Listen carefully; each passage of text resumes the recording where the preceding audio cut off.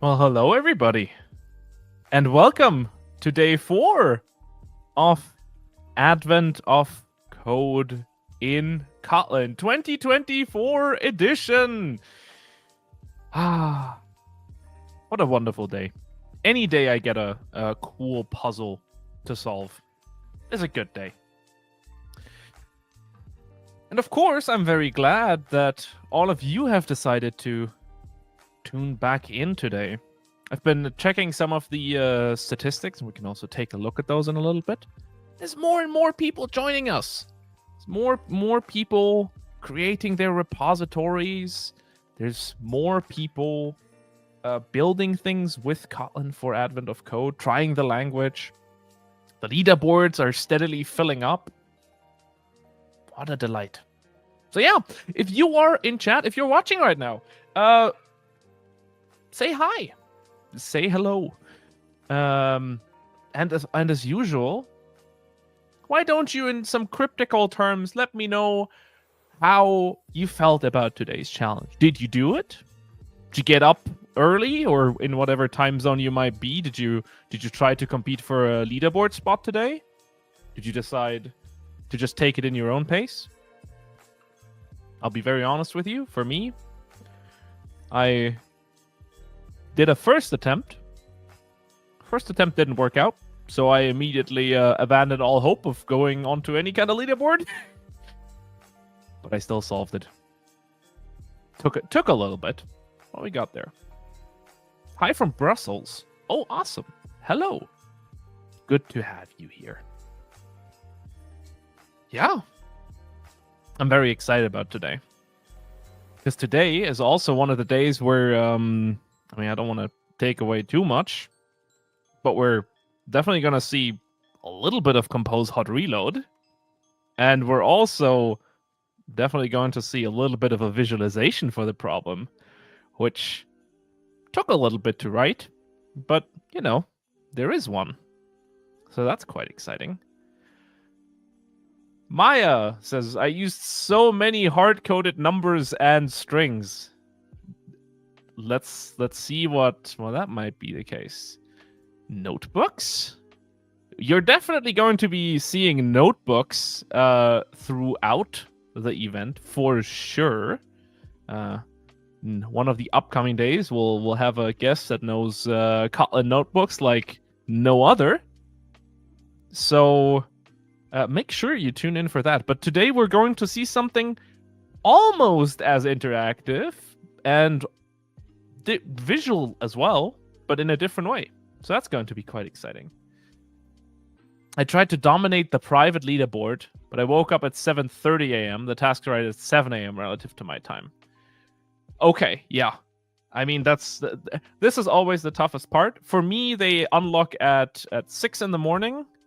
So I very heavily rely on that 5:50 alarm just to get like 1.5 ears, 1.5 eyes open, and like look vaguely towards like my laptop monitor as I try to solve these things. Maya says she went for a solution that's not at all generalized, but stars are stars. Exactly. As long as the problem statement is fulfilled, there's nothing wrong, right? And I love this tiny little hint, which I hope will render correctly. I'm very curious. There's gonna be a lot of directions involved today. Let's just say it like that. Yeah, awesome stuff. So let's do a quick check-in with everything that's going on. First of all, a little check-in on the numbers here. Look at that. I still remember when we were in like the 300s. And now all of a sudden we have like 723 repositories that are public and that are tagged with the AOC 2024 in Kotlin tag. Amazing. If you haven't tagged your repository yet, make sure you do so, because as part of the Advent of Code campaign that we're running, tagging it and making sure that we can contact you somehow makes you eligible to potentially get drawn for an exclusive Advent of Code in Kotlin swag, a little gift. So make sure you do that. I'm gonna reload to see if one person has done it while I was. Yeah, look at that. The one person did it. One person followed the instructions. If that person was you, good job. If not, take that as your call to action today, to make sure we can find your repository. And by the way, this is also a great way to find your way to, for example, the Advent of Code template that we prepared for Kotlin. We have one version of these, which is just using Gradle.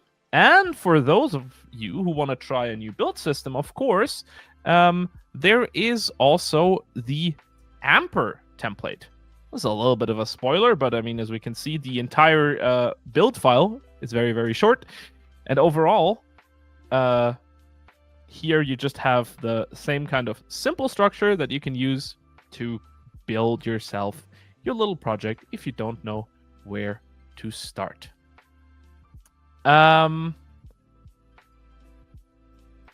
What was the first programming language you learned when you started coding? We're gonna save that question for the guest, actually, because I think that is going to be quite interesting. Can't wait to see the implementation. That's going to be very just a couple more minutes, right? And Rob says, I'm still getting away with a horrible solution at this point, but I'm somewhat ashamed of what I did today. Okay. We'll see how our solution looks like, and whether, and then you can do a little comparison. Amper always sent my jaw into a parallel dimension. That's excellent to hear. And I hope that when we look at Compose Hot Reload later, and you'll see an app changing in real time, that's also going to hopefully do things to your jaw or your eyes. Right, so just in case somehow you haven't heard of it yet, we do have our campaign where you can compete on leaderboards, where you can get prizes if you are just in a leaderboard. You might win some there as well. We have the resources, and we have the tagging mechanism that also makes it possible for you to win some very exclusive Advent of Code 2024 prizes. So make sure you check that out. And make sure you head on over to the link later on to find all the information, so you have a good idea of what's going on. Okay, well, enough of that. I think everybody has had some time to arrive, right? Everybody has managed to, you're all obviously on time, since you all, like I instructed, clicked on the little notify me button for these live streams. Make sure you get a little notification and don't miss any of them, like the ones that might happen just a tiny bit earlier. But yeah, since everybody's here, I suppose, I am very excited to talk to today's guest, a recurring guest, no less, and someone who I think is very, very good at explaining Kotlin code. So I'm very excited to see him explain some stuff today. And that's Dave Leeds. Hi, Dave. Hey, welcome Sebastian. To the show. Thank you. How's it going? I am having the greatest time. Just so good. Advent of Code is truly... It does not get better than this. I also got myself a very, very large mug of tea. This is from the Caddy HTTP server. That's my cup of the day. Don't tell the maintainer that I just recently changed some of my internal stuff to Nginx. So how are you doing? How are you feeling in this year's Advent of Code? Yeah, it's been pretty good so far. I think the challenges haven't been too overwhelming. I've solved most of them in the morning, and this is the first one that I solved late at night. And I'm a little bit regretting that decision since I don't think my mind was quite working in analytical mode at that hour, but I think we still ended up with something good. Okay. I think this needs just a tiny bit of context for your time zones. Yeah, so I am in the US. I'm in Nashville, Tennessee. And so 11 o'clock p.m. is when the puzzles unlock for me. And 11 o'clock p.m. is also typically when I go to bed. And so it's usually better for me to wake up in the morning and come at it with a fresh mind in the morning. I'm not much of an evening person, and that bared out last night as well. But we still got there to the solution. So we're doing good here. That sounds excellent. I can't wait to take a look at it. But of course, it also makes sense to just shout out the fact that you've been pretty busy helping people understand Kotlin and get a deeper just a deeper understanding. Of course, you have your typealias.com where you have your materials. But I understand you've also been more active on your own YouTube channel, right? That is right. Yeah, this year I've been able to get out semi-weekly videos, so every 2 weeks on Wednesdays actually, and so it's been a lot more active than I had been in previous years, and we've even gotten occasionally to do some live streams. We've done 3 of those since about the middle of the year, and I'm planning to get to do that probably once a month in the new year. I'm still working on you probably know the illustrated guidebook. The main content for that book is done. I'm kind of buttoning things up a little bit. I'm working on some illustrations to get them ready for print. And so I'm kind of trying to get that project wrapped up before we really start hitting it regularly with the live streams. But that should be happening next year. I mean, excellent. I'm very much looking forward. I mean, the fact of how much content you have also available on your website is just a real delight. And I mean, the illustrations are amazing.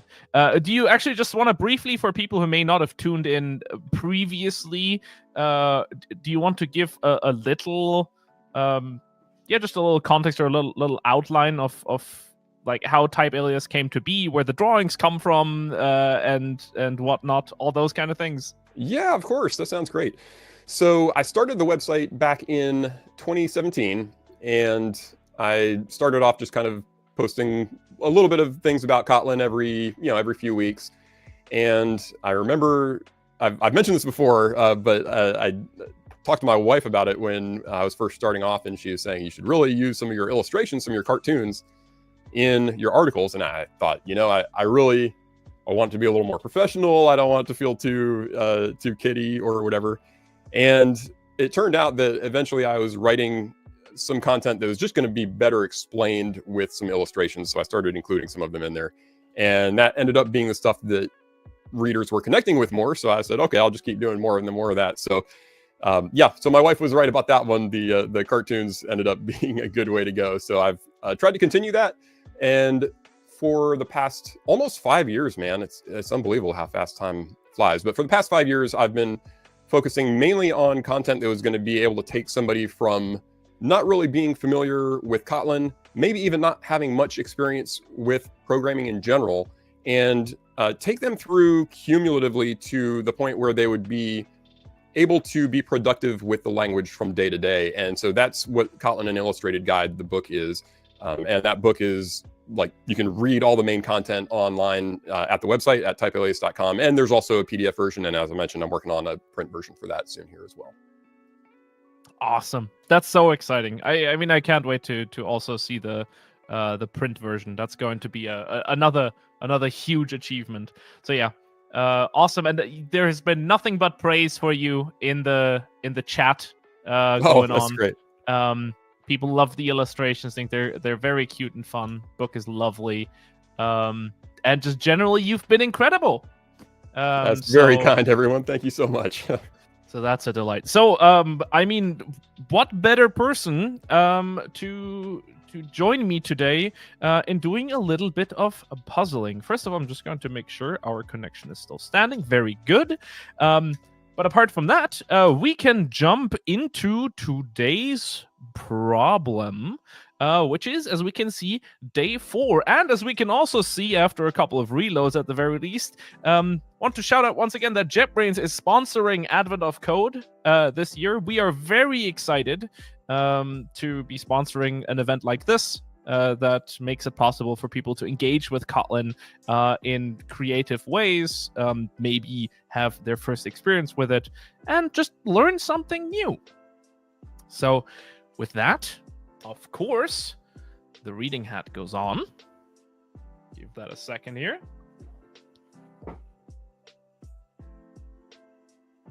There we go. That looks vaguely professional. And we are ready.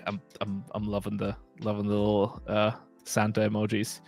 And from here we go to day 4. Series search. Looks like the chief's not here. Next. One of the historians pulls out a device and pushes the only button on it. After a brief flash, you recognize the interior of the series monitoring station, which, as we might guess, is a previous problem from 2019. As the search for the chief continues, a small elf who lives on the station tugs on your shirt. She'd like to know if you could help her with her word search, your puzzle input. She only has to find one word, Xmas. Or crossmas, I don't know. This word search allows words to be horizontal, vertical, diagonal, written backwards, or even overlapping other words. It's a little unusual, though, as you don't merely need to find one instance of Xmas, you need to find all of them. Here are a few ways Xmas might appear, where irrelevant characters have been replaced with a dot. So we can see, for example, that we have Xmas here, we have Xmas backwards, Xmas from bottom to top, from left to right. The actual word search will be full of letters instead. For example, Xmas.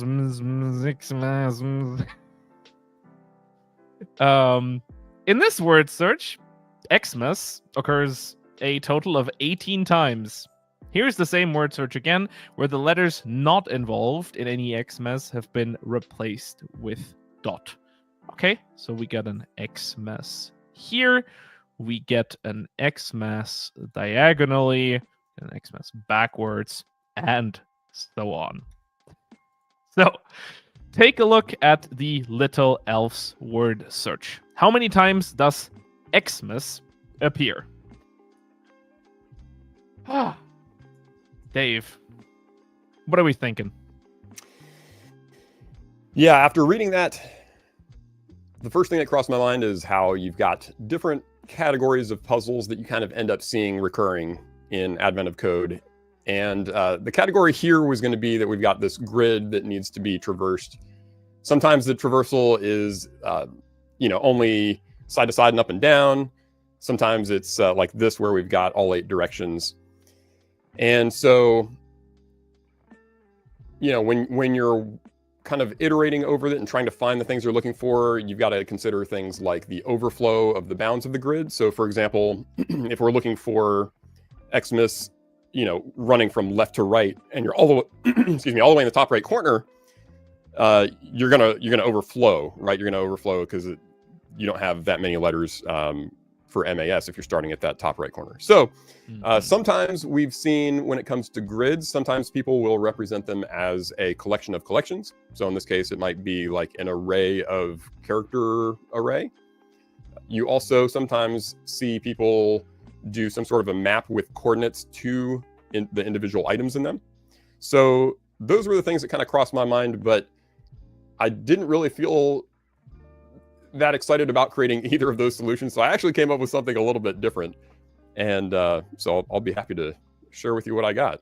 I am very, very excited. But for I have a short question, because you mentioned there's a couple of different data structures. if you had used a map or some sort of like a 2D vector, like a list of lists, would you have like just used those directly? Because for me, one of the things that kind of has now been ingrained after doing Advent of Code a couple of years is I'll never hard code a like multi-dimensional data structure, because the moment, like, if I just have a function called get, I can like essentially change the behavior that I could not do if it was just a plain data structure, right? Because like you said, you might be starting out in a corner and all of a sudden someone might tell you, well, this time we're wrapping around, and all of a sudden words can also cross boundaries and so on. So I'm just curious if you've observed like a similar trend there. Yeah, I think the challenge is that you never really know what that second part is going to bring. I think if you're just looking at the first part, you've got a couple different ways that you can kind of brute force your solution, but you never really know how they're going to pivot that second part of the challenge, and to know whether or not the solution that you came up with the first time is going to be a good starting point for that second puzzle, or if it's going to be completely irrelevant. And for me, it ended up being completely irrelevant, but it was still fun to do. Okay, so with that, I think that's enough teasing. Let's take a look at your solution for part 1. All right, I'm just going to follow you here. And you can explain to us what it is that we see on screen. I already have questions that you haven't even started speaking yet. That sounds good. So I'll give a little context to this. As I mentioned, a lot of times the solutions that I come up with for a grid are either going to be the 2D vector, like you said, or some kind of a map of coordinates to the items. And I guess I was feeling a little bit lazy in that I didn't really feel like dealing with the overflow and mapping things going in different directions. We've done that many times in Advent of Code in puzzles in the past, but I for whatever reason didn't feel quite like I was in the mood to create that solution again. So what I decided to do instead is that you can kind of look at a problem as either like you can rotate the object, or you can rotate the world, I guess is kind of a way of saying it. So what I did was, instead of trying to look for Xmas in 8 different directions, I said, let me remap the input to be in all of those different directions, and then just search for Xmas linearly, like in one direction. So what I did was I used the left to right, of course, is just going to be your regular input. So each of these lines in the puzzle input is already left to right. You're looking for Xmas from left to right. Right to left, of course, is going to be just the same thing, but we're going to reverse the lines. And so remember, input here is going to be the list of strings, and so we want to reverse the strings themselves. So now, instead of having to look for Xmas and SamX, we can just flip the strings backwards and still look for Xmas. Does that make sense so far? It 100% does. We're seeing a lot of just this is so cool in the chats, and like little exploding hats. Very cool. Oh, solution. okay. And I gotta say, I agree. It's really a small thing, but like it's reframing the problem in its entirety that changes the logic so fundamentally, like how you can solve it. I am delighted. I am good. Pure delight. I was glad it worked out. Yeah. So the pivot, just kind of continuing where we are. So it's making sense so far, it sounds like. The pivot then is basically going to iterate down the list and turn that first column of characters into a string. So that's what that's doing to get top to bottom. And then bottom to top, again, is just going to take that and reverse the individual strings on it. And then the diagonals are a little bit more work, right? So what I did was, when I say tipped right here, I mean, like, if you have your block of text, you can tip it to the right onto its corners and kind of read down that way. and then reverse that to get the top right to bottom left, and then tipped left kind of the other way around. And when we do all those things, then I just add up all of the different directions that we have, and then just search for Xmas across all of those. And I probably should have maybe added a delimiter between these just to prevent any accidental occasions where maybe it wasn't supposed to match, if that makes sense. So if the last two characters in left to right were XM and the first two in right to left were AS, then that would have matched. But it didn't cause a problem for my puzzle input anyway. This is very cool, but I think there is some desire here. This is all very lovely high-level code. So now the next question is, where on earth do I get a pivot and a tip right and tip left from? Yeah, so that's where we're kind of hiding some of the little bit more of the complexity here, but it's really not all that difficult here. You can see I got on pivot. This is the one where we're just taking the columns one column at a time and rotating it basically. And so you can see we're just rotating, looping over these X and Y characters and then appending them here. So the pivot is probably the easier of the three that I had to create.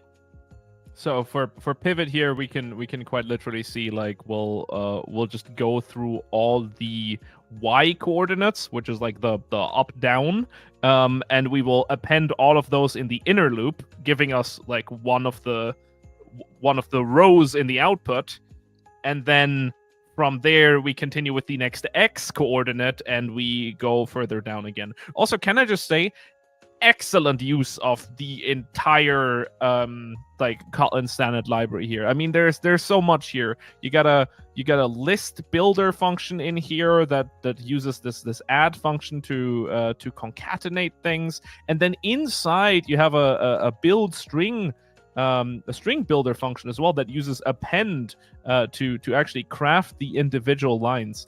And of course, while doing all of this, you're not using any kind of loops that have like 0, 2 as to like last index or something like this. You're just using indices directly.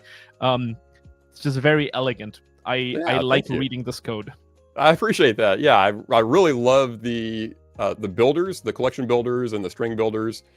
They really come in handy very frequently, and it's just nice to be able to build them out inside those blocks and then just return the result at the end of it.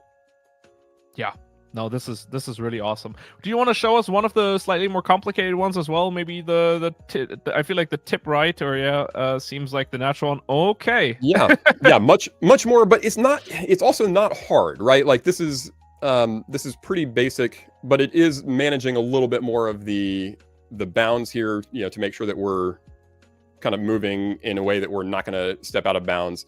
But it's really just, a do while with some state. And I'm sure we could probably find a more elegant way to do this as well.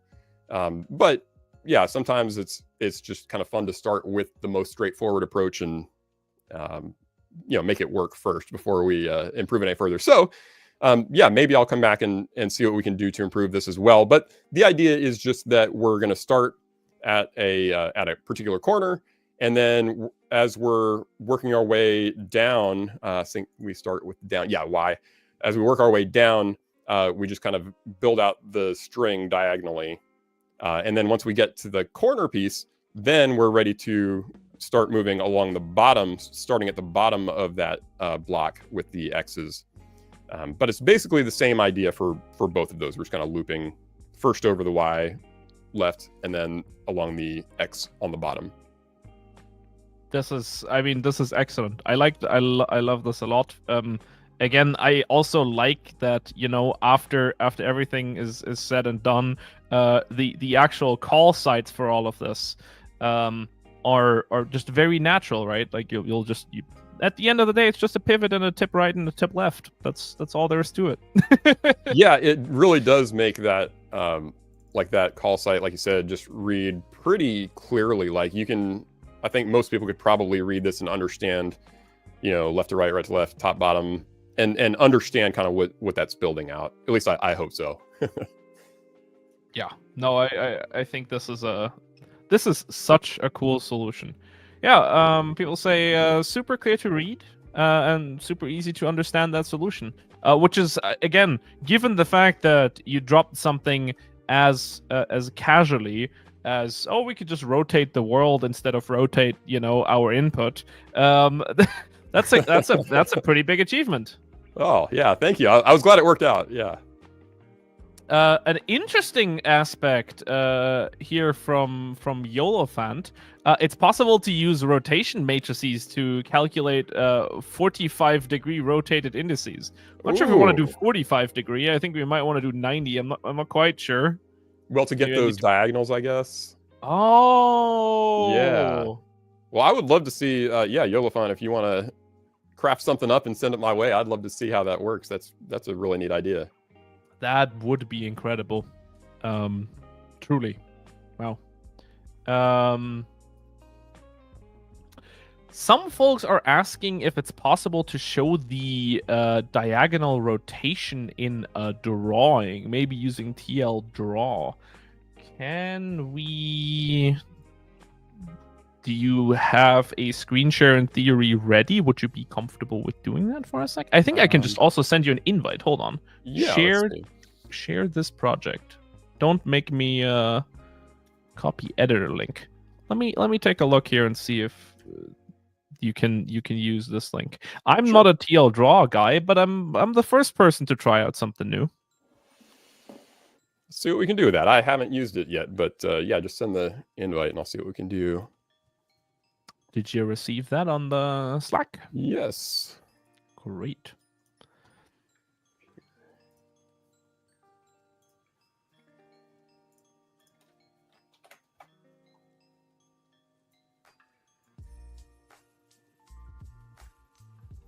God, my handwriting is terrible.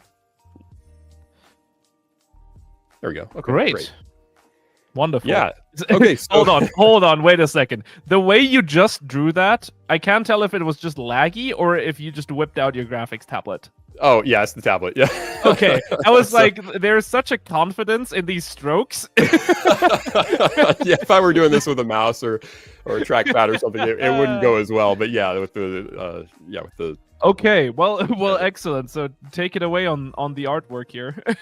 Yeah, okay, so I guess we can just do... I guess we'll start with just...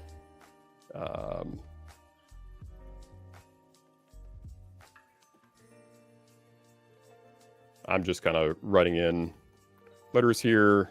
Some of these are not even going to be relevant.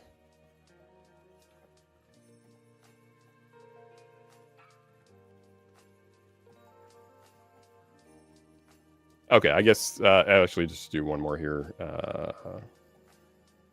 Make it square and such. Yeah, that'll be close enough. Okay, so with the first two, it's really just taking the strings as they're given to us. So the puzzle input is just a list of strings, and each of these lines here is showing each string in that. In this case, we got 4 elements in that list. And so we could obviously just take these as they are. There's no transform that we needed to do to them. For reversing it, clearly we could just do, just reverse each of these lines. So we're still iterating over it this way, but we're going to reverse the individual strings here.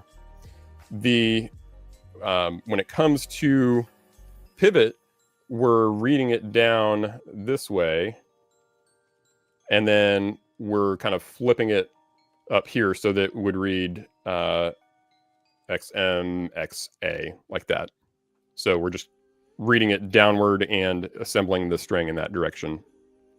And then, of course, once we've got that, to get the opposite is as easy as just calling reversed on the individual strings. And then tip right and tip left is, let me see. I haven't used this thing before. Is there a way can I do a selection and even rotate it? Is that, oh, no, that's not what we want. Let's take that off. Well, the idea is just that we can make Oh, you can do individuals? Well, you can do it as a square as well. Oh, there you go. Yeah. So do I just do this? Yeah, that's basically, yeah, that's a good way to do it. But get it on the diagonal there, so it starts with the top left X. Right there. Yep. Like Yeah. this. There you go. Yep. Thanks for doing that. I'll have to figure out how to do that rotation later. Yeah. So then you can just do is really just reading it this way, and then this, and then this, like that. And so to do that, all I did was how do I get my straight lines back? To do that, I just first read down this way with the Y's and started at along the left side here. And then once I got to the bottom, I just go across here. And so that by the time we get down here, we're reading this one and this one like that. And the one thing that you will notice on the code is that we have to drop the first once we are right here. We got to drop the first X because we've already processed it because we handled it on the way down. So that corner one is kind of it appears in both of those both of those loops that we've got. But I needed to drop the first one because otherwise we would have reread that same one in the middle. Let me ask a quick question. I've been staring at this maybe for too long. I can't quite tell anymore. Sometimes the illustrations make it harder to understand. So yeah, but actually, my curiosity here is this essentially just a hex grid at this point? Because I'm thinking about this. I feel like this is vaguely the same as like the hex coordinate system. Hold on, let me see if there's a maybe I'm completely wrong here. If I'm on the wrong path, someone in chat can tell me something. But I think so. Red Blob Games has this hexagonal. So what I'm looking at over here is like if we're considering these as like coordinates on a cube, I'm pretty sure in this scenario we have like X, M, M, X, A. Yeah, like this. These, I'm pretty sure these are like the cube coordinates. That, you know, if you like break them up, like they essentially become those hexagons. I'm not sure. This might be a different way of traversing these because I know you can do like hex navigation by just having like this different type of coordinate system. So that might be an interesting way of traversing these potentially. Yeah, I would love to explore that more. I'm not very familiar with this, but I would love to see this. And like, I know other people in chat have been saying a few things about it as well. I'd love to see other implementations of how to tip this thing that isn't just, simple linear iteration like we're doing here. So I'd be very curious. This is just like, it just came to my mind because I looked at this picture and the only thing that immediately came to mind for me was like this weird beehive triangle that also has a way of like navigating through it. So yeah, that might be quite interesting. Okay, cool, great. Now we even know how to rotate a string by 45 degrees, which is not quite as intuitive as a 90-degree rotation for sure. Okay, cool. So we can very briefly, I mean, while we're already at it, I think this is a good way to maybe compare it with a solution that might be slightly more traditional. So I'm just going to grab myself my solution here. And this one is pretty much exactly how you would expect. We're going to start on the part 1 function here for a second. Essentially, I had the following task given to me that I translated into Kotlin code, which is for each coordinate in my grid, let's see how many Xmas words start from this position, and then we'll sum them all up, and that's all that this code does. It's nothing nothing special. Now the question, of course, is how do you actually count those? Well, actually, the first question is how do you iterate over a 2D grid using just a function called indices? The answer, of course, is, well, you first build yourself a sequence of 2D coordinates. So in this case, I do the same like 2D iteration. It's just 2 loops, but I'm using a sequence builder here. And I can use the yield function to create new elements in this sequence. So in other words, this function just gives me all available indices inside my grid. My grid really is just represented as a 2D array here, or a 2D list, so it's just a list of characters. Although I want to be very clear about this, this is what I mentioned beforehand, I immediately made it private. Why? So that I can write a function called getAddPosition, which might have some other strange behavior, because I like to mentally prepare for situations like, hey, consider all out of bounds elements to be, I don't know, X's or A's or whatever might happen. And I can very easily like shim a little bit of behavior in here just by changing this function. I can change the resolution, I can shift things, I can like, if I needed to say skip every second element, I could have like a different quote unquote zoom level. Yeah. So same thing here. Okay, and then from there, all I want to do is count the Christmas words for a given position, for a start X and start Y coordinate, which is, in my perspective, I'm just looking for all my allowed directions. This is just a vector. I did the extra diligent thing of writing down each individual like the actual like cardinal direction so that I don't forget one. This is always necessary for me. And then all I did was for each of those, I check if in that specific direction one exists. That is a pretty trivial loop again. So we'll just run through X and Y coordinates. We'll increment them with each step in that given direction. So this allows us to move in any given direction, but only like consistently in one direction. And if we hit X, M, A, and S all after each other, that means we don't return false, and we just return true from this entire function, which brings it back into the count. If at any point we have the wrong thing, then this is just going to return false. Nice. And that's pretty much all there is to it. We could, in theory, run, for example, Dave's solution. Give this a quick run. This is 2560. And if you compare this to my solution, which if I didn't completely mess it up, also gives us 2560. So yeah, this is, I think, a much more traditional way of approaching this. I do also use some nested for loops. I just tend to hide them at some points. But yeah. Thoughts about this one?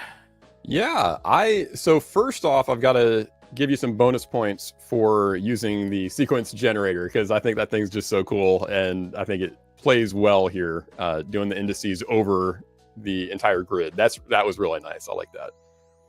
The vector approach is, like you said, it's a bit more traditional. I like the way that you kind of tucked things in to your checking the Christmas word for a particular direction. And I guess I'll say, like, without tipping my hand too much, for the second part of the puzzle, I ended up kind of having to do something a little more like this, but I like the way that you've kind of put it all into a function there. And let's see here.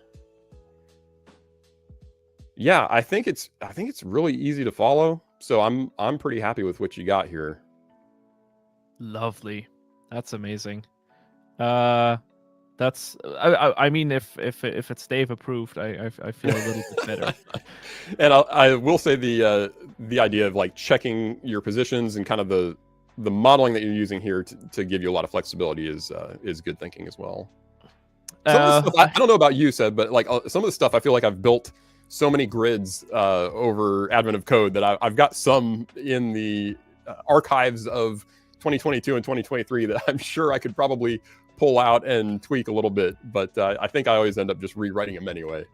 Yeah, that's very true. Well, I sometimes like my 6 a.m. brain is always very fond of shortcuts. The first doodle I had for this was just like, well, what if I just like hard code a couple of strings and then I just check whether those strings appear, and I'll manually write out all permutations.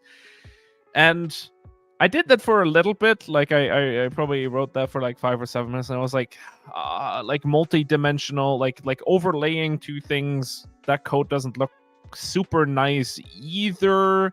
And now I gotta like think real hard about whether I have all the permutations. And then again, like the doubts started creeping in. Where I was like, okay, looking at this, next time they're gonna ask for like a chain of like X messes that are all connected or something, and then I need to throw it away anyway. So I might as well. I was like, I might as well build something that does a little bit of traversal, so that my neurons are properly like warmed up to get to maybe a more path-findy solution in part 2, which was kind of what I had potentially anticipated. Yeah, well, if you cut your losses after 5 to 7 minutes, I think that's pretty good. I usually end up like 15, 20, sometimes even 30 minutes deep on some of the later puzzles with a solution that just wasn't going to work or was going to be too complex. So I mean, it's the gamble, right? Like sometimes it doesn't pay off because you're like, oh, I have a way to be sneaky about this. And sometimes it just messes you up a little bit. It does, yeah. Okay, but hey, I think we have a pretty good understanding of how we can solve part 1, whether it means rotating the entire universe or just checking a bunch of cardinal directions with a whole bunch of loops. So we can almost move on to part 2. I just want to check if I had missed any kind of comments here. Give me 2 seconds.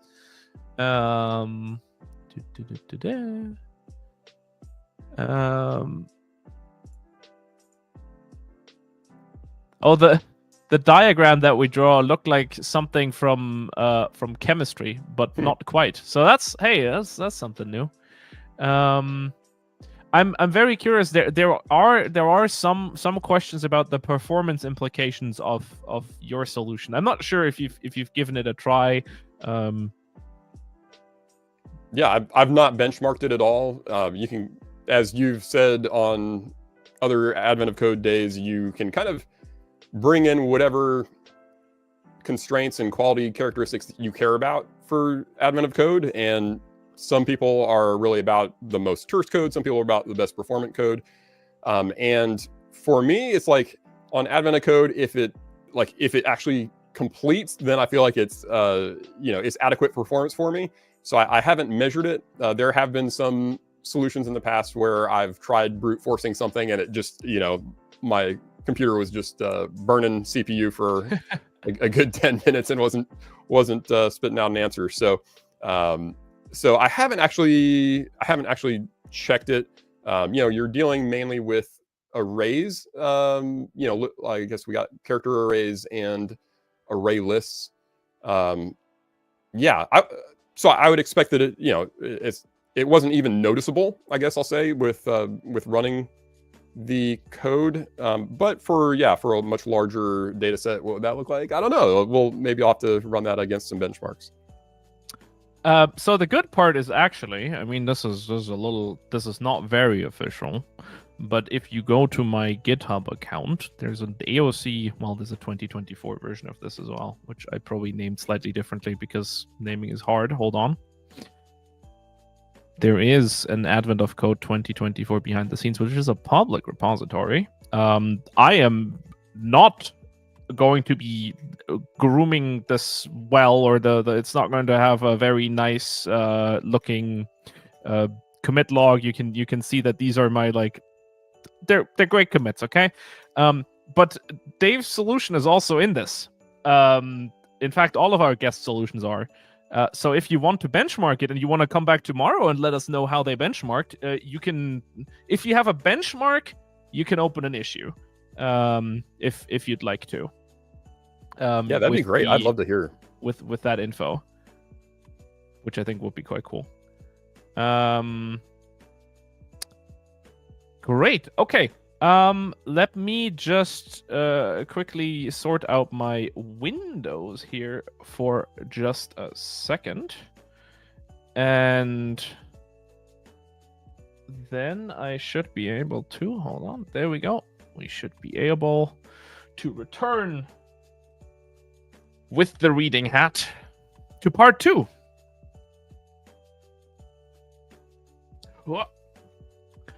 I do need to have like a one that has like a cutout for the headphones, or I could just wear them under the headphones, but that would be silly. Okay, so we return and let's see what kind of curveballs Mr. Eric Wastel has prepared for us here in part 2. The elf looks quizzically at you. Did you misunderstand the assignment? Looking for the instructions, you flip over the word search to find that this isn't actually an Xmas puzzle. It's an Xmas puzzle in which you're supposed to find 2 mas in the shape of an X. One way to achieve that is like this. Sums. Okay, so we got a mass and a mass. Irrelevant characters have been again replaced with dot in the above diagram. Within the X, each mass can be written forwards or backwards. Here's the same example from before, but this time all of the X masses have been kept instead. So we got a mass, we got a mass, we got a mass, we got a... see if I can find maybe a diagonal one. Yep, we got the mass, we got a mass, and so on. And of course, they're always supposed to cross, so there's always 2 of them. In this example, an Xmas, or I think more appropriately called a mass cross, appears 9 times. Flip the word search from the instructions back over to the word search side and try again. How many times does an Xmas appear? I do not know how I felt about this one. when I first heard, what was your initial thinking? Yeah, the first thing I thought was that, well, my solution for the first part isn't really going to help me out on the second part at all. And the reason is that we've got these 2 overlapping sequences I've got to check for. So I'm not just checking for a straight sequence of XMAS. Now I've got to check for MAS in ways that they can cross each other. So for the second part, I actually took a completely different approach that's a lot more traditional, closer to what you did for part 1. My initial thought when I saw that was like, okay, we gotta get this visualized somehow, because clearly something's going on that might be slightly different algorithmically. But yeah, it might be this one might be a tough one to do with rotations. That might need some quantum space folding to still find the masses that cross over on each other. Maybe it would work, but I wasn't going to try to figure that one out for this one. So yep, that so makes back to a lot of sense. Approach. Yeah, for sure.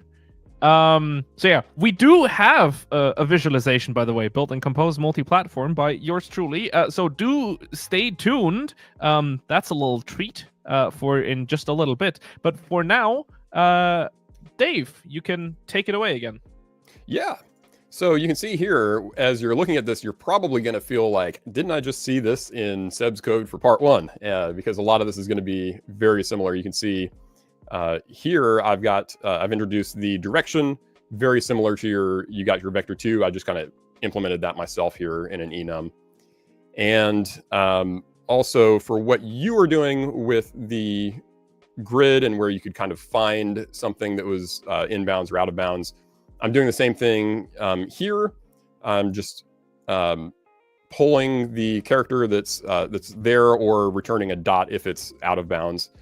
And then this overload here, and also you can see I'm using an operator just so I don't have to use a dot get. I can use the bracket notation. We'll see that in a minute. This overload here allows me to give both X and Y coordinates and a direction in which you can step one or more times. Multiplier here is basically how many steps do you want to take in that direction. And then I've got the for each character here, which looks a lot like your sequence generator that you were using, but I'm not using sequence generator. That would have been cooler, I'm sure. You can see down here, I decided just to to test this out with part 1, since I already had a solution that I knew was correct, to test it out and make sure I got the same result back with it. So, but let's go down here and look at part 2 in particular. So part 2, we really just care about the corner directions, the intercardinals. And so we've got those corner directions. We're just looping over each character, looking for the letter A, which is going to be right there in the middle. And then I grab the corners. So we're mapping over these in this order and pulling out the characters in each of those 4 corners. Then I check to make sure that the opposites differ, because we don't want something that's going to say MAM and SAS. We want it to say MAS and MAS. So we check to make sure those corners are differing from each other. So top left and bottom right are different. Top right and bottom left, top left and bottom right are different. And then just checking to make sure it has the expected letters. And that is just that 2 of them have an M and 2 of them have an S. And if that is the case, then we up our count by 1 and then we return that count. So pretty straightforward. It's using a very similar solution to what you demonstrated for part 1 on yours. I have to say that I'm actually quite a fan also of this of having a loop-like function here. This is kind of still fresh in my brain, because one of the new features that comes out that came out now with Kotlin 2.1 is a non-local breaks and continues. And those are things that help you, if you have your own loop-like functions or non-loop-like functions, control the surrounding control flow. So if you have something that uses a regular for loop, and then you happen to use for each char inside that, starting with Kotlin 2.1, you can turn on a mode that actually allows you to continue and break from there. Sorry, this is just very fresh in my mind, so I just had to mention it here. Overall, I just really like this syntax, though, because again, it feels like something that you might just find in the standard library, and that's always just it's a good feeling. Yeah, I think the one thing that I felt a little bit odd about with it is looping over a grid and then referencing that same grid inside. Felt a little bit odd, and so there was a point at which I in fact made the grid the receiver object on this, but I felt like that was kind of hidden and not very clear, so I just went back to referencing grid directly. Yeah, I mean, that's still, the trickier things have been done. I know that definitely for Advent of Code at some point I wrote a fold function that also happened to mutate some external state, which in hindsight probably was too clever for its own good, because it makes it very hard to reason about what the heck is going on. But I felt very clever at the time, so that's how it goes when you feel clever. Yep. Yeah, APIs always have a chance to evolve over time. And again, it's Advent of Code, right? So I feel like it's explicitly desired here to write code that maybe doesn't quite look like what you typically do, just to kind of get a feel for it, to see like, hey, is this nice? Does this feel intuitive? Is there something that the type system allows? All of these things, right? Yeah, it's a sandbox where you can really build things and play with them and kind of see how you like them. And no one's going to suffer the consequences of it down the road. Your coworkers won't hate you, 6 months from now if you did something that isn't quite helpful for them. Exactly. So yeah, right. It's great opportunity to explore all of that. Yeah. So yeah, very, very nice solution. I have to say, very compact solution as well. And allowing me to learn a new word called intercardinal. I had not learned that word before today. It's the midway between the cardinal points. So northeast, southeast, southwest, and northwest. Great to know. Cool. Yeah. We can give this a brief comparison as well, and then I do want to show off a small visualization of this. So I'm my really excited part about that 2, visualization. We got to get to that for sure. we're getting there. Don't worry. Okay, there's a whole lot of spaghetti already going on up here, so we'll start from our part 2 function. Part 2, essentially, we can see there's something quite similar here. The only difference is that this time we are summing elements just based on whether there's a cross at a given position or not. So we always assume that we start at the middle because, once again, like if we look at any of these, the only thing that doesn't change is the A. You might like swap around the S and the M on both directions as long as they both spell out mass in the end.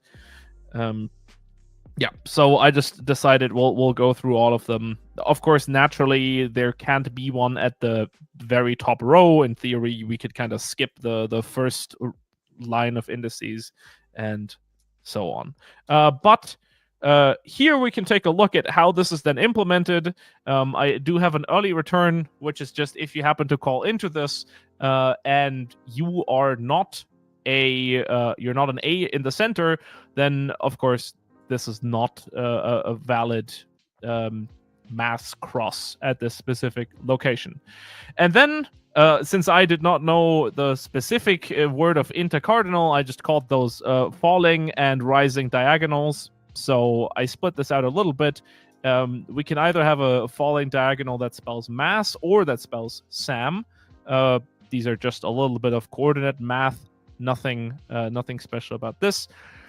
If either of these are available, or if either of these return true, then the falling diagonal is okay. And we'll do the same thing with the rising diagonal. So these are just a bunch of pluses and minuses switched out into different ones, which is great fun and totally not error prone when you write this quickly or you feel like you want to copy paste because you want to be very speedy. But yeah, as long as you have an okay rising diagonal and an okay falling diagonal, that gives you a cross with an A in the middle that we already tested. So that's all there is to it. Once you have that, you can just count them all up and you can print that. That's pretty much all there is to my solution. Yeah, like Miguel here says, it's not particularly elegant, but it does get the job done. Yeah. Hey, I was like, I was actually quite surprised because I was worried it was gonna be something much harder for part 2. I was wondering maybe they'll do like corners or like, now Xmas can take any form of a Tetris piece or what have you. So this was honestly a little bit of a relief. All right, Dave, I think we've done enough work here that we deserve ourselves a little visualization, right? Oh, we absolutely do. Yeah, let's check out what you got, man. I'm really excited about this. All right, we're starting this up here. I got this running using compose hot reload, so we can make a couple of minor changes. But overall, we can see here, this is a slightly truncated grid because I don't have that much screen space, but I did also run it with a much larger scroll grid. And we can just kind of start. So I have my find words here, which, as you can see, this is my algorithm. So all it does is it traverses things, and when the first letter happens to be an X, it starts checking out all the cardinal and intercardinal directions, and it tries to find the word Xmas, always starting from the X. Sometimes it gets like medium far. It finds something like an Xma, like it did right here, and sometimes it finds the entire word. Yeah. Built with Compose, by the way. How are you liking the aesthetics so far? I think it's fantastic, man. I love watching this. I'm curious how much you have slowed this down, and how much did you have to modify your code in order to like emit the events to update the UI? I can show you the instrumented code because essentially there's a couple of things I changed here. But we can also, and we can probably just have this chill on the right-hand side of the screen. I built a thing where I can just run the second part on the second half of the grid. And here we can see how it finds the crosses. So we can see again that it starts on a given line. In this case, it's just after the halfway point. And whenever it finds an A, it just takes a look at all the surrounding corners, checks whether those are valid, and if so, we get a bright blue A as the middle of the little star, of the little cross, and slightly differently shaded corner parts. So yeah, that's the second part, which I think is a quite nice visualization. I love it. I love how you can run both of them at the same time. Like you didn't have to stop and restart things or anything like that. You just you didn't even clear it. You just like hit a button and you got both of them happening. Oh, now that we're already at it, watch me make some actual changes. Like, for example, if we're not too excited about the fact that this has a lot of text in it, we might as well just get rid of the text entirely. And we might just have the entire thing continue to run just on a slightly more abstract grid. That's crazy, man. Wow. Now we're getting to like bathroom towel territory.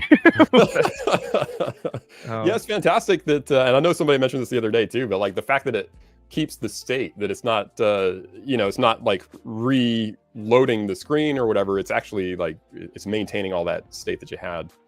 Yep. It's really cool.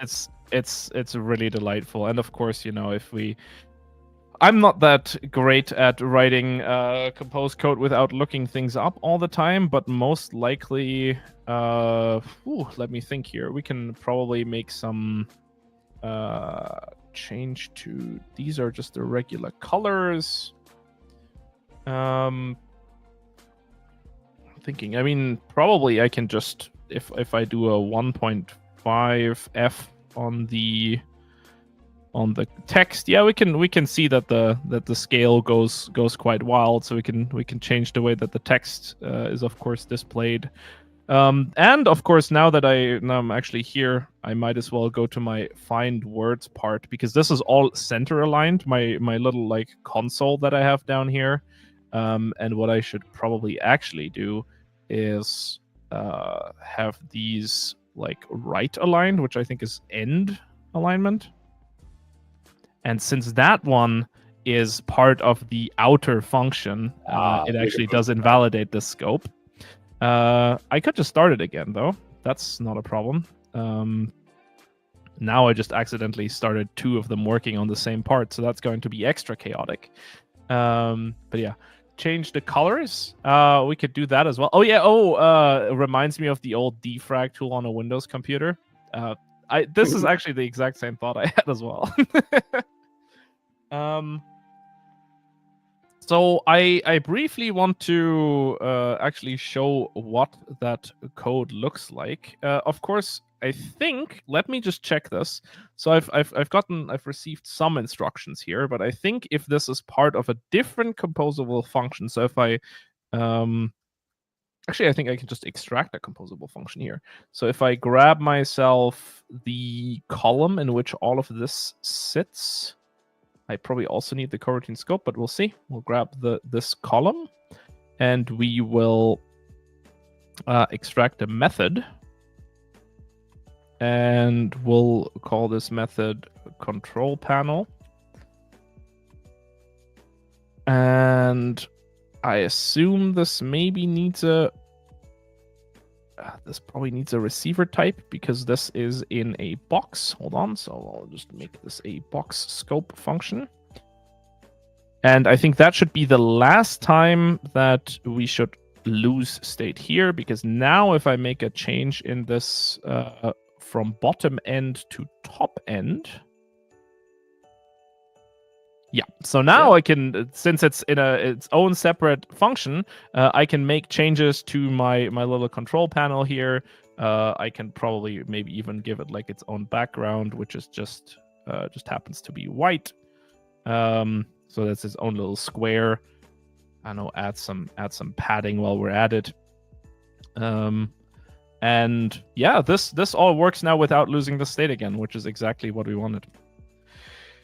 So, what does the overall architecture look like for constructing something like this? We can have this chill in the corner, and we can talk a little bit, of course, about how I wired up the recompiler here as well, which is not particularly difficult once you have it set up.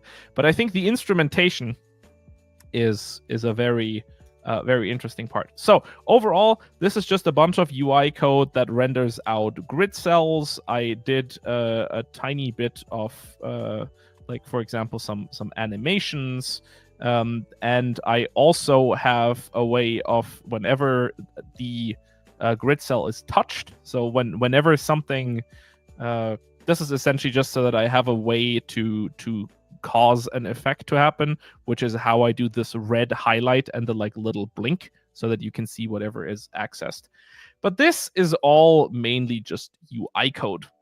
So there's nothing particularly special about this.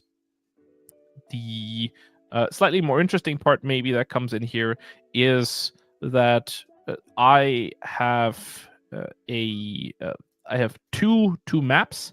I have a color map. I'm going to make this one even smaller. There we go. I have a color map and I have a last touched map. And this one essentially just saves whenever an event is emitted from my algorithm, what that was affected, or what cell was affected, which is what causes the red flash. And then I also just have these generic color events.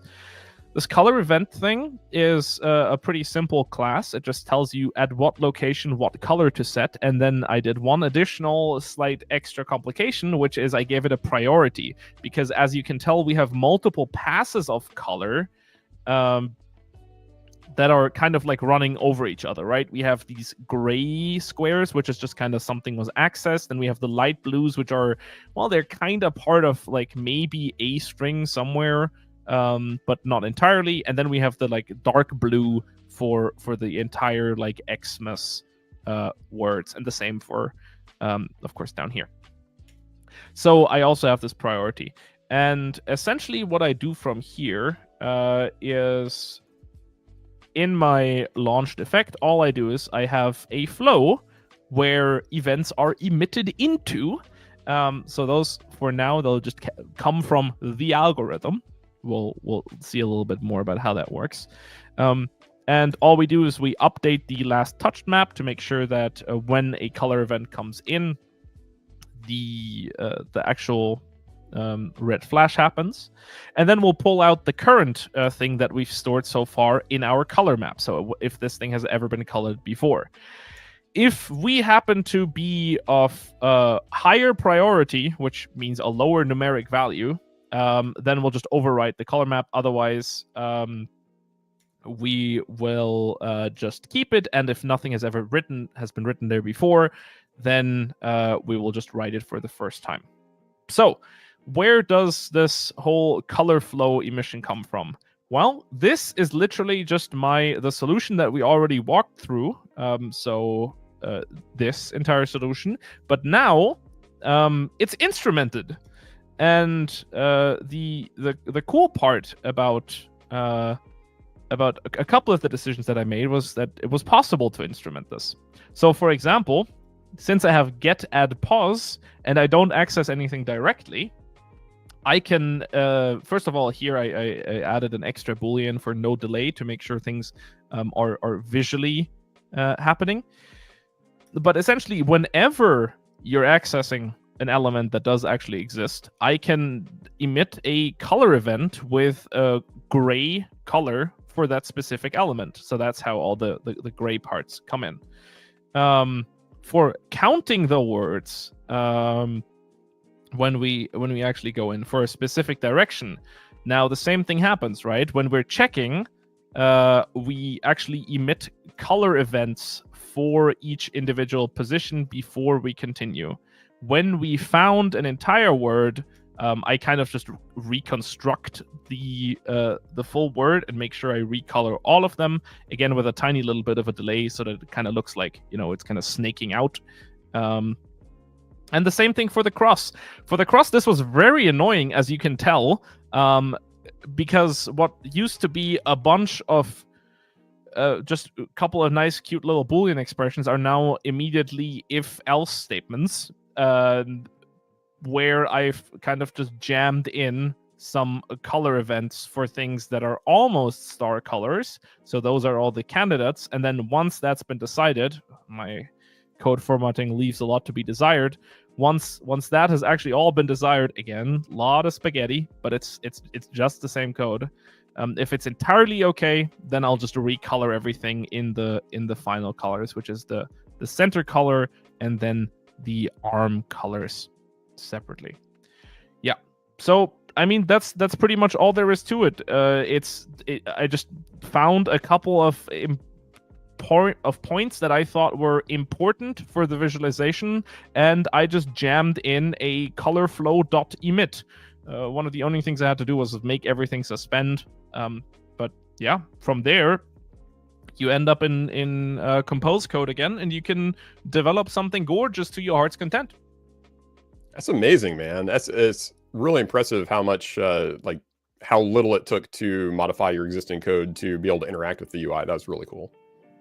I am also, I'll be honest with you, I was also quite surprised, but it's yeah, it was quite a delight just being able to shove in a couple of, I mean, I feel like the next step would be to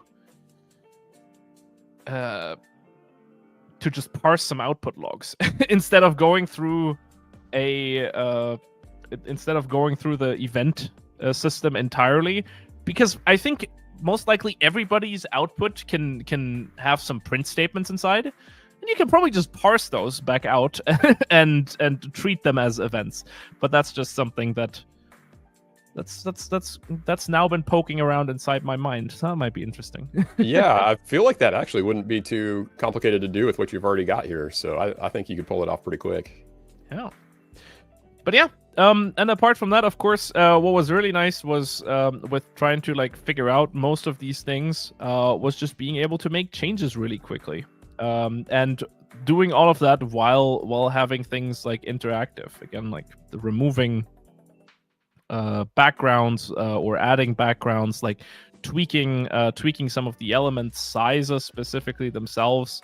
All of that was just a lot smoother. Thanks to also being able to work with the compose hot reload that we're building. I mean, if you want to have larger squares, I think we can just make them larger, and after a quick reload, you get very large squares that fire their handlers once. But then, whatever changes you want to make, again, it's always in the live application. And of course, all of this, I feel like now when we're showing off the hot reload story, we're kind of already taking this for granted, but it's also just so cool being able to use Compose on desktop. Being able to use the same framework that I might use on Android, that I might use on iOS, that I might use on the web now, and just being able to prototype something on the desktop so quickly, it's really a delight. Does it require a special JVM?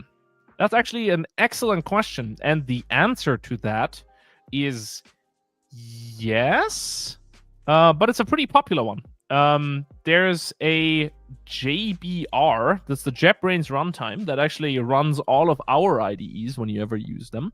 And the good part is you don't really have to care about it, because if you head on over to the repository, give me 2 seconds here, I'm also going to paste that into the chat, where you can learn a little bit more about this experiment that we are doing. You will find very quickly that when it comes to the instructions, you add a Gradle plugin.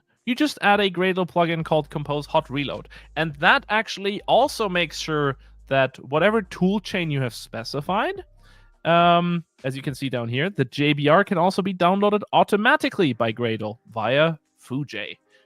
So if you're interested in this, give it a try. It actually like picks up the things automatically. And there is, under the samples directory, there's a counter sample, which you can just try out. And, you can play around with this. It's going to be hopefully a pretty smooth experience. And if not, let us know. And if it is, also let us know. Because we're obviously very excited prototyping something like this. And there's a lot of folks working on this, of course, and also like pouring their heart into this. Let's say it like this. Yeah. Wow. Again, I'm beginning to now be mesmerized by my own creation. I don't know if this is some sort of foreshadowing. I don't know. But it's just a delight. We've created a wonderful little artwork here, and I think I might be, next time bathroom renovation comes around, I think I might consult this thing for inspiration. That sounds great. Wonderful. Okay, I mean, this has been an amazing stream. We've seen a lot. We've rotated the world. We used TL Draw for the first time on stream, which I think maybe that's going to become a recurring tool. That was very useful. They worked really well. Yeah. And of course, we had an amazing Kotlin explainer on as a guest. Dave, thank you so much for coming on. Oh, of course. Yeah, very happy to be here. I really do appreciate it. So, what are your plans for Advent of Code and beyond? Are you planning on doing a couple more of these challenges? Yeah, I usually keep up with it for the first, probably the first like 12 days or so, about when the streams are happening, and then it does start to take a little bit more time as we get farther into the Advent season, and as we get closer to having vacation time with family and all that kind of stuff. Usually it ends up being a little bit too much for me to keep up with. So, but I do plan on keeping up with it here, at least for the rest of this week, and at least probably into half of next week, if not all the way through the 12th day of the streaming. Nice. That's we love to hear it. That's really great. How about beyond Advent of Code? I mean, we've already mentioned it, but maybe for people who tuned in later, you're still working on the print version of your book, right? That's right. Yeah. So the book main content is done, and it's available both on my website at typealias.com, and then also a lot of the people watching probably have also picked up the Lean Pub edition and supported that way, which thank you so much. That's made a huge difference for being able to move the project forward. So now we're at the point where we're getting the illustrations upscaled for print resolution so that everything looks really nice. I'm basically redrawing everything with vector art so that it'll scale really well.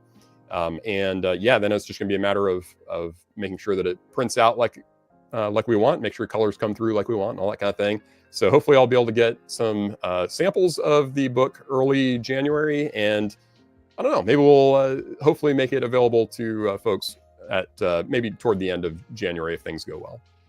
That's awesome. So I'm just going to point people once again towards your domain typealias.com, and also, of course, the YouTube channel where, like you said beforehand, there might be more streams coming as well. So make sure you subscribe there. Look at this. We went from 0.05 to 0.06. Ah, right. Great. Thank you. A positive impact right here. And of course, you can see I'm already subscribed. I'm doing my part.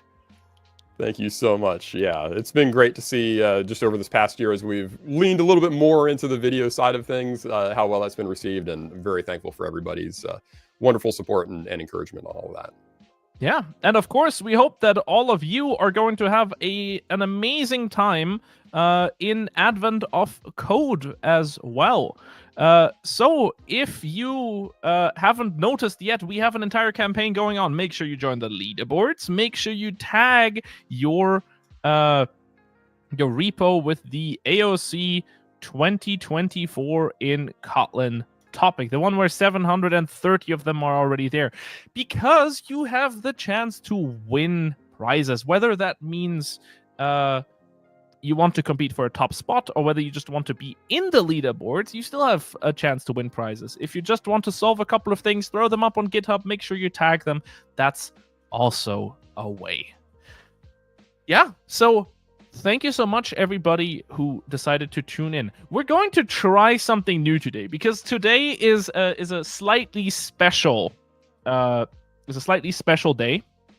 My colleague Martin is currently streaming a bunch of things around Compose Hot Reload. So if you're excited about seeing a little bit more with what's going on in the Compose Hot Reload world, I'm going to send you over to the Code with the Italians stream that is happening right now. So if you want more Kotlin, you can head on over there. If you do have a Twitch account, make sure you mention that you've been sent from the Advent of Code campaign, from Seb, from Kotlin, from JetBrains, however you want to say it, and have a wonderful time. So yeah, make sure you check that out. Sorry, that's the wrong link. That's almost the right link. That's the right link. So make sure you head on over there, send some positive vibes, some Advent vibes, and apart from that, we are going to see each other after I got up in 10 hours and 33 minutes, plus 12 hours, so same time as usual. Thank you very much, everybody who decided to tune in, and take care. Bye-bye.